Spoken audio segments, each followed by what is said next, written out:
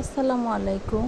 এখানে আমি একটা কচি কাঁঠাল কুচি কুচি করে এরকম করে কেটে ভাপ দিয়ে নিয়েছি।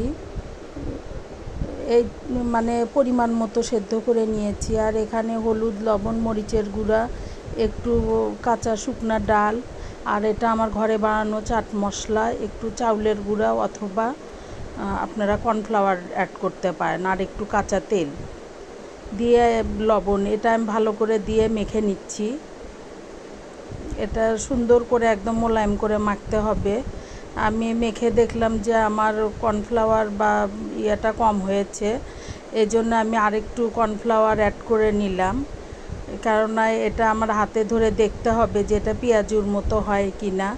আদা রসুন বাটাটা দিতে একটু ভুলে গিয়েছিলাম, ওটা আমি অ্যাড করে নিলাম। এই চামচের মাথায় অল্প একটু, বেশি না, 1 চা চামচের 4 ভাগের 1 ভাগ দিয়ে ভালো করে মেখে নিয়ে আমি যে এরকম করে পেঁয়াজির মতো করে সুন্দর করে ভেজে নিচ্ছি।